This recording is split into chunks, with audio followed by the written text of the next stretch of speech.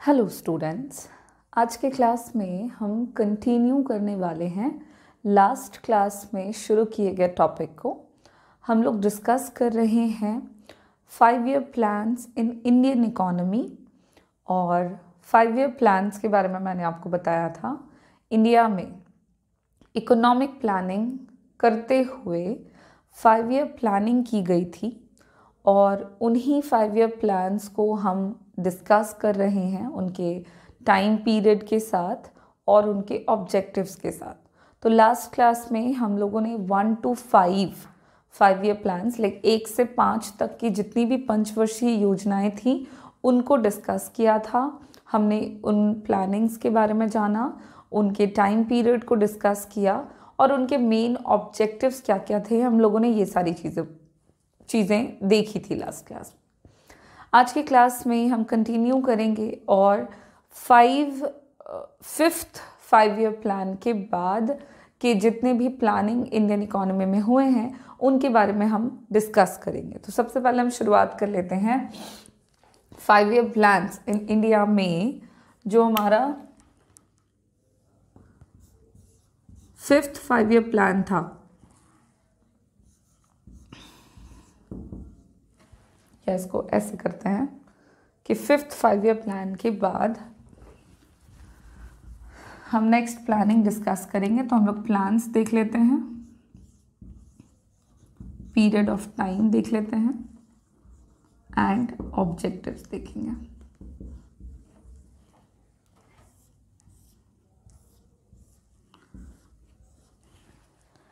तो देखिए 5th 5 year plan जो था वो 1974 से, यहाँ पे थोड़ा सा रिवीजन के लिए हम ले लेते हैं 5th 5 ईयर प्लान को, जो कि 1974 से 78 और 79 आप कह सकते हो तक चला था। और इसके अपने ऑब्जेक्टिव्स थे 5th 5 ईयर प्लान के। उसके बाद इंडिया में रोलिंग प्लान आया। उसके बाद 5 ईयर प्लान नहीं चला, उसके बाद रोलिंग प्लान आ गया। रोलिंग प्लान का मतलब हो गया, अच्छा ये कितने टाइम पीरियड तक चला, तो ये 1978 से 1980 तक के टाइम पीरियड को माना जाता है रोलिंग प्लान। जैसा कि मैंने आपको लास्ट क्लास में बताया था 5th 5 ईयर प्लान में कहीं कहीं पे आपको 1974 से 1979 देखने को मिल जाएगा। और उसके बाद जो हमारा 5th 5 ईयर प्लान है वो इंडियन इकोनॉमी में आने के बाद रोलिंग प्लान आया। उसके बाद कोई पंचवर्षीय योजना नहीं चलाई गई, बल्कि उसके बाद रोलिंग प्लान आ गया था। रोलिंग प्लान आने के पीछे का जो कारण है वो ये था कि गवर्नमेंट में उस समय स्टेबिलिटी, मतलब पॉलिटिकल स्टेबिलिटी की कमी के कारण इंडिया में रोलिंग प्लान चला। रोलिंग प्लान को हम एनुअल प्लान्स के नाम से भी जानते हैं। और रोलिंग प्लान का मतलब हो गया कि कहीं ना कहीं इस प्लानिंग ने हेल्प किया जो प्रीवियस प्लानिंग थी, मतलब इसको एनुअल प्लान भी कहते हैं। तो ये 2 वर्षों तक चला था, मतलब 1979 से 78 से 79 और 1979 से 80। तो ये जो रोलिंग प्लान होता है ये बेसिकली जो पिछला प्लान होता है उसी के ऑब्जेक्टिव्स को अचीव करने के लिए कंटिन्यू किया जाता है। अगर कोई योजना बनी है और उसमें जो ऑब्जेक्टिव्स रखे गए उसको किसी भी कारणवश अगर अचीव नहीं किया जा सका तो उस योजना को हम अगले प्लान में पूरा कर लेते हैं। और अगले प्लानिंग में पूरा करने के लिए जो योजना बनाई जाए उसे हम रोलिंग प्लान कहते हैं। तो 5th 5 ईयर प्लान के ही ऑब्जेक्टिव्स रोलिंग प्लान में भी कंटिन्यू किए गए थे। उसके बाद हमारे कंट्री में 6th 5 ईयर प्लान आया। 6th 5 ईयर प्लान जो है वो हमारा 1980 से 1985 के टाइम पीरियड तक चला। 6th 5 ईयर प्लान के अगर हम ऑब्जेक्टिव्स की बातें करें तो ऑब्जेक्टिव्स में आएगा सबसे पहला प्राइस स्टेबिलिटी, प्राइस कंट्रोल से रिलेटेड जो पॉलिसीज़ हैं वो इसमें इंक्लूड किए गए। साथ ही साथ इसमें थोड़े बहुत लिबरलाइजेशन की पॉलिसी का भी इंक्लूजन हुआ, लिबरलाइजेशन मतलब थोड़ी बहुत इंडस्ट्रीज़ जितने भी थे प्राइवेट सेक्टर के, उन इंडस्ट्रीज़ को थोड़ा फ्री कर दिया गया ताकि वो फ्री तरीके से, मुक्त तरीके से प्लानिंग या अपने आप को डेवलप बना सकें। तो 6th 5 ईयर प्लान के अगर हम ऑब्जेक्टिव्स की बात करें तो इकोनॉमिक लिबरलाइजेशन मेन ऑब्जेक्टिव रहा। प्राइस कंट्रोल जो है वो उसमें इंक्लूड किया गया। साथ ही साथ फूड प्राइसेस जो इंक्रीज़ हो गए थे, उससे कॉस्ट ऑफ लिविंग जो है वो बढ़ गई थी, इसको ठीक करते हुए कई तरह के मेजर्स उसमें अपनाए गए। 6th 5 ईयर प्लान में ही रूरल डेवलपमेंट की पॉलिसी को भी इंक्लूड किया गया था। जो रूरल डेवलपमेंट है वो भी एक इम्पॉर्टेंट ऑब्जेक्टिव के तौर पे इसमें इंक्लूड किया गया। रूरल डेवलपमेंट से मतलब है बहुत सारी चीज़ें जो रूरल एरियाज़ के डेवलपमेंट के लिए ज़रूरी होती हैं। तो इस तरह के पॉलिसीज़ का यहाँ पे अडॉप्शन हुआ। ऑब्जेक्टिव्स इस तरह की पॉलिसीज़ या ये रखे गए। साथ में यहाँ पे पॉपुलेशन कंट्रोल से संबंधित भी कई तरह के मेजर्स अपनाए गए, क्योंकि उस समय तक इंडियन इकोनॉमी का जो पॉपुलेशन ग्रोथ था वो काफ़ी ज़्यादा बढ़ चुका था। ओवर पॉपुलेशन हो चुका था हमारे कंट्री में, जिसकी वजह से गवर्नमेंट ने ये एक पॉलिसी के तौर पर इम्प्लीमेंट किया था, जिसमें फैमिली प्लानिंग के अंडर कई तरह के प्लानिंग एंड पॉलिसीज़ इंक्लूड किए गए थे ताकि देश में पॉपुलेशन का जो ग्रोथ है वो घट सके। अब इन्हीं कुछ पॉलिसीज़ के साथ इंडिया में 6th 5 ईयर प्लान चला 1980 से 1985 तक। उसके बाद 6th 5 ईयर प्लान में काफ़ी डिटेल ऑब्जेक्टिव, मेन ऑब्जेक्टिव के नाम पे हम याद रखेंगे price stability, economic liberalisation, rural development and population control. After that 7th 5 year plan आया। 7th 5 ईयर प्लान हमारे देश में 1985 से 1990 तक चला और 7th 5 ईयर प्लान में कई सारे ऑब्जेक्टिव्स रखे गए। चूँकि 5 वर्षों की योजना है तो कोई सिंगल ऑब्जेक्टिव से काम चलेगा नहीं, तो इस वजह से 7th 5 ईयर प्लान में भी just like the 6th 5 year plan कई तरह के ऑब्जेक्टिव्स इंक्लूड किए गए। साथ ही साथ 6th 5 ईयर प्लान के जो ऑब्जेक्टिव्स थे जो पूरे नहीं हो पाए थे, तो उनको भी 7th 5 ईयर प्लान में इंक्लूड किया गया। और अगर हम बात करें कि main objective 7th 5 year plan के क्या क्या रहे, तो उनमें सबसे पहला आता है growth in the areas of increasing economic productivity. इसमें सबसे पहले आ जाएगा कि ग्रोथ वैसे एरियाज का जो इंक्रीज करने में मदद करते हैं, इंक्रीजिंग इकोनॉमिक प्रोडक्टिविटी, सामाजिक या आर्थिक उत्पादकता को बढ़ाने के लिए वैसे एरियाज के ग्रोथ पर मुख्य रूप से ध्यान दिया गया। उसके अलावा फूड ग्रेन्स के प्रोडक्शन को बढ़ाना और एम्प्लॉयमेंट जनरेट करना।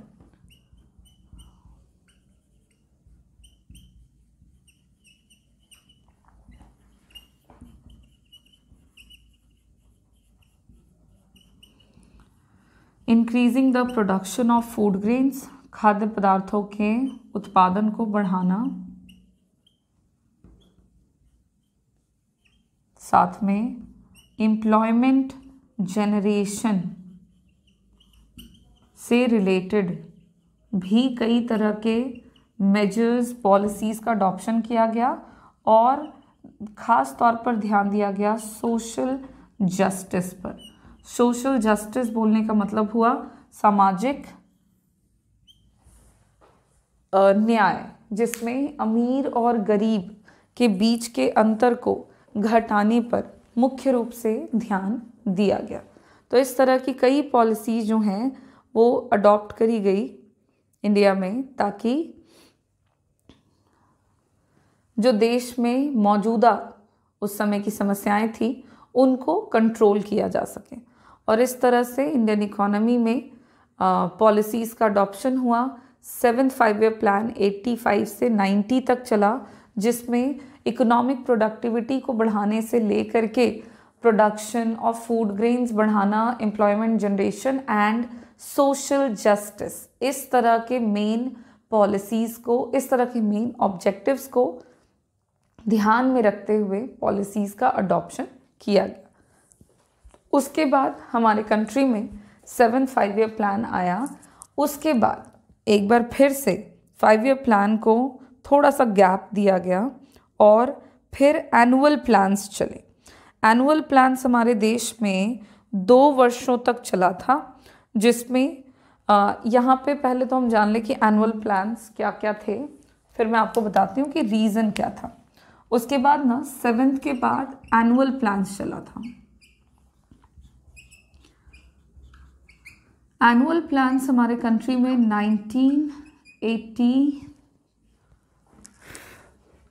1990 से लेकर 1991 और फिर 1991 से लेकर 1992 तक चला था।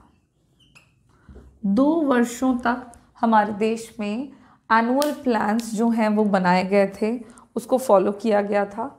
एनुअल प्लान्स हमारे कंट्री में इसलिए लाया गया, न कि 5 ईयर प्लान, क्योंकि उस समय तक इंडियन इकोनॉमी के जो कंडीशंस थे वो काफ़ी हद तक चेंज हो रहे थे। इकोनॉमिक कंडीशंस इंडिया का ड्रास्टिकली चेंज होता हुआ नज़र आया, बहुत ही फास्ट रेट से बदल रहा था, जिसकी वजह से इंडियन इकोनॉमी में 5 ईयर प्लानिंग को अडॉप्ट करना ठीक नहीं समझा गया और उस समय 2 वर्षों के लिए वार्षिक योजनाओं का अडॉप्शन कर लिया गया। उसके बाद इन्हीं एनुअल प्लान्स के टाइम पीरियड के दौरान इंडिया में 8th 5 ईयर प्लान को बनाया गया, उसको प्रिपेयर किया गया। और 8th 5 ईयर प्लान में अगर हम बात करें कि उसका टाइम पीरियड क्या रहा, एनुअल प्लान्स के बाद 8th 5 ईयर प्लान आया और 8वीं पंचवर्षीय योजना जो हमारे देश में चली वो चली 1992 से 1997 के बीच में। और इस प्लानिंग में अगर हम ऑब्जेक्टिव्स की बातें करते हैं कि क्या उद्देश्य थे, तो 8th 5 ईयर प्लान में लिबरलाइजेशन, प्राइवेटाइजेशन एंड ग्लोबलाइजेशन, जो उस समय तक हमारे देश में इस तरह की पॉलिसीज़ का अडॉप्शन हो चुका था, इन पॉलिसीज़ पर मुख्य रूप से ध्यान दिया गया और इनके अंदर कई तरह के स्टेप्स एंड प्लानिंग पॉलिसीज़ का अडॉप्शन किया गया, जिसमें लिबरलाइजेशन में सबसे पहले तो हमारे देश के प्राइवेट सेक्टर में आने वाली तमाम इंडस्ट्रीज़ को फ्री कर दिया गया था। In the sense of production करने के लिए उनको बिल्कुल मुक्त कर दिया गया था, किसी तरह का कोई रोक टोक उन पे नहीं छोड़ा गया था। साथ ही साथ मॉडर्नाइजेशन में इंडस्ट्रीज़ को प्राइवेटाइज कर दिया गया ताकि जो इंडस्ट्रीज़ हैं वो मॉडर्नाइज हो सकें। और सिर्फ मॉडर्नाइजेशन ही नहीं, इंडस्ट्रीज़ को डेवलप बनाने के लिए, प्रोडक्टिविटी को बढ़ाने के लिए इस तरह के ऑब्जेक्टिव्स हमारे 8th 5 ईयर प्लान में रखे गए थे।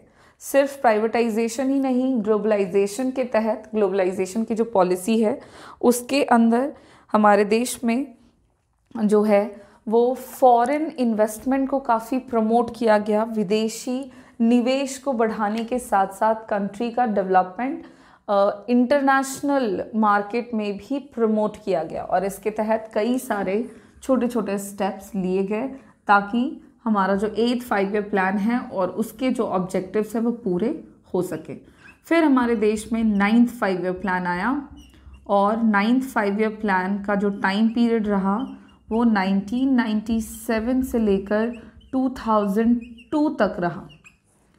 उसके बाद 2002 तक ये प्लानिंग चली और इसमें भी कई सारे ऑब्जेक्टिव्स रखे गए, जैसे कि पॉपुलेशन कंट्रोल,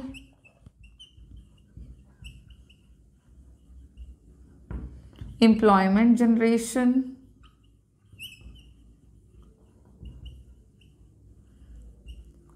रोज़गार के अवसर उपलब्ध कराने के मुख्य उद्देश्य रखे गए। और भी कई सारे ऑब्जेक्टिव्स जो हैं वो हमारे 9th 5 ईयर प्लान में इंक्लूड किए गए थे, जिसमें से आपका रिडक्शन इन पॉवर्टी आ जाता है, फूड एंड वाटर अवेलेबिलिटी आ जाता है for the poor people, primary health care facilities आ जाती है, प्राइमरी एजुकेशन आ जाता है। देखिए इसमें बहुत सारी चीज़ों पर ध्यान दिया गया था। 9th 5 ईयर प्लान में सिर्फ कोई एक ऑब्जेक्टिव नहीं रखा गया था, इसमें बहुत सारे प्लानिंग एंड पॉलिसीज़ थे, जिसमें एजुकेशन को बढ़ावा दिया गया, प्राइमरी एजुकेशन को। सिर्फ इतना ही नहीं, हेल्थ केयर फैसिलिटीज़ को भी इम्प्रूव करने की कोशिश की गई। साथ में एग्रीकल्चर सेक्टर में भी सेल्फ रिलायंस को बढ़ाने की कोशिश की गई, आत्मनिर्भरता। क्योंकि जो कि हमने पढ़ा है कि कंट्री में एग्रीकल्चर सेक्टर के डेवलपमेंट के लिए और भी 5 ईयर प्लान्स बने थे, बावजूद उसके नेशन को सेल्फ रिलायंस नहीं मिल पाया था in every food crops, in the production of each and every food crops. तो उस तरह के कई सारे पॉइंट्स जो हैं वो इसमें इंक्लूड किए गए और नेशन के डेवलपमेंट को प्रमोट किया गया। 9th 5 ईयर प्लान के बाद हमारे कंट्री में 10th 5 ईयर प्लान आया। 10वीं पंचवर्षीय योजना जो है वो फिर 2002 से चली 2007 तक, 2000 से लेकर 2007 तक हमारे देश में 10th 5 ईयर प्लान चलाया गया। और 10th 5 ईयर प्लान के भी कई सारे ऑब्जेक्टिव्स रखे गए। उसके भी मेन ऑब्जेक्टिव्स में आता है पॉवर्टी के रेट को घटाना, एम्प्लॉयमेंट में को इम्प्रूव करना, साथ ही साथ जेंडर गैप को कम करना, इकोनॉमिक ग्रोथ को बढ़ाना। तो इस तरह के कई ऑब्जेक्टिव्स उसमें रखे गए थे। देखिए यहाँ पे मैं आपको कुछ मेन ऑब्जेक्टिव्स ही बता रही हूँ, सारे के सारे ऑब्जेक्टिव्स नहीं बता रही, तो आप ऐसा मत समझें कि सिर्फ इतने ही ऑब्जेक्टिव्स रखे गए थे। इसके अलावा और इसी के अंदर बहुत सारे ऑब्जेक्टिव्स रखे गए थे। तो इसमें सबसे पहले तो इकोनॉमी के ग्रोथ रेट को सेट किया गया था और हायर ग्रोथ रेट अचीव करने की कोशिश या ऑब्जेक्टिव रखे गए थे। साथ में एम्प्लॉयमेंट जनरेशन पर ध्यान दिया गया था और किसी भी तरह का एम्प्लॉयमेंट नहीं, बल्कि समाज में जो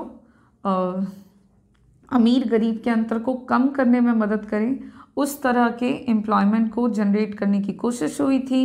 रिडक्शन इन पॉवर्टी के लिए कई तरह के मेजर्स जो हैं, रिडक्शन इन पॉवर्टी, गरीबी को कम करने से संबंधित कई तरह के प्लानिंग एंड पॉलिसीज़ का अडॉप्शन हुआ। साथ में ऑब्जेक्टिव्स ये भी रखा गया था कि भारत देश में जो सेक्स रेशियो है, जेंडर इनइक्वालिटी है, जिसमें पुरुषों की अपेक्षा महिलाओं की संख्या काफ़ी कम है, तो वैसी पॉलिसीज़ को अडॉप्ट करते हुए देश में मेल फीमेल के गैप को कम करना था। ये एक इम्पॉर्टेंट पॉलिसी थी जो कंट्री में अडॉप्ट करी गई थी। उसके बाद इन सारे ऑब्जेक्टिव्स को ध्यान में रखते हुए, कंसिडर करते हुए देश में 10th 5 ईयर प्लान चले और फिर हमारे कंट्री में आया 11th 5 ईयर प्लान।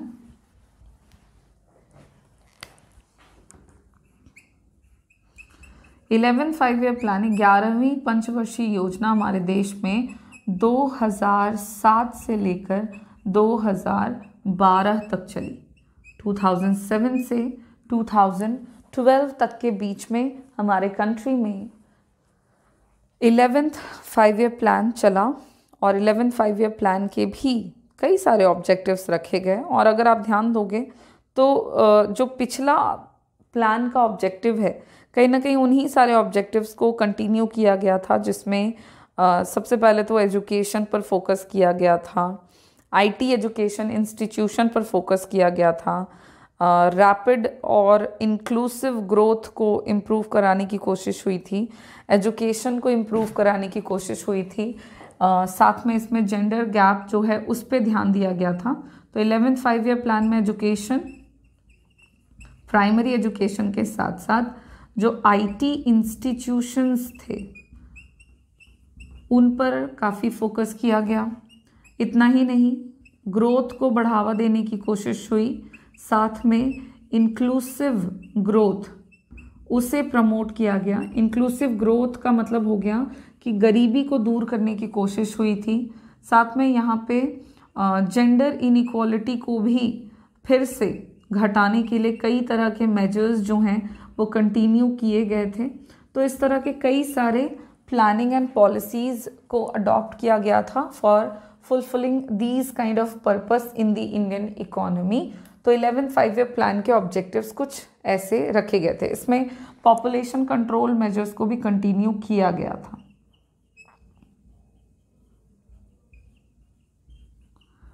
तो ऐसे कुछ प्लानिंग एंड पॉलिसीज़ के साथ इन ऑब्जेक्टिव्स को ध्यान में रखते हुए हमारे देश में 11th 5-year प्लान चला था। 11th 5-year प्लान से जेंडर इनइक्वालिटी के साथ साथ एक और इम्पॉर्टेंट पॉइंट हो जाएगा इन्वायरमेंटल सस्टेनेबिलिटी। जो इन्वायरमेंटल सस्टेनेबिलिटी है उस पर भी फोकस किया गया था इस 5-year प्लान में। चूँकि देश में अगर हम बात करें तो इन्वायरमेंटल सस्टेनेबिलिटी की भारी मात्रा में उस समय ज़रूरत पड़ गई थी, क्योंकि हम इकोनॉमिक ग्रोथ एंड मॉडर्नाइजेशन के चक्कर में अपने इन्वायरमेंट को भी काफ़ी हार्म कर रहे थे। सिर्फ हम ही नहीं, पूरी दुनिया में जितने भी कंट्रीज़ हैं वहाँ पे इन्वायरमेंट को लेकर के जागरूकता जो है वो बढ़ानी ज़रूरी थी, और इसको हमारे 11th 5-year प्लान में एक मेन ऑब्जेक्टिव के तौर पर इंक्लूड कर दिया गया था। इसी के साथ हमारा जो 11th 5-year प्लान था वो कंप्लीट हो गया, और फिर हमारे कंट्री में आया 12th 5-year प्लान, 12वीं पंचवर्षीय योजना। अगर हम बात करें ये कब से कब तक चला, तो ये चला हमारा 2012 से लेकर 2017 तक। 2012 से 2017 तक के बीच में हमारे कंट्री में 12th 5-year प्लान चलाया गया, और इसके भी ऑब्जेक्टिव्स जो हैं वो कहीं ना कहीं जो आपके पुराने पिछले जितने भी प्लानिंग थे उन्हीं के ऑब्जेक्टिव्स से मिलते जुलते हैं। जिसमें सबसे पहले तो आ गया कि जो भी आपके एम्प्लॉयमेंट अपॉर्चुनिटीज़ हैं उनको जनरेट करने की मेन ऑब्जेक्टिव्स रखे गए। और एम्प्लॉयमेंट अपॉर्चुनिटीज़ किस में, तो इन दी फार्म वर्क, जो कृषि क्षेत्र है उसमें हम किस तरह से रोज़गार के अवसर उपलब्ध करा सकते हैं, इस पर मेन फोकस किया गया था। साथ में 12th 5-year प्लान के अंदर और भी कई तरह के ऑब्जेक्टिव्स रखे गए थे, जैसे कि जेंडर इनइक्वालिटी को दूर करना, जेंडर इनइक्वालिटी को घटाने से संबंधित कई तरह के मेजर्स यहाँ पे फॉलो किए गए।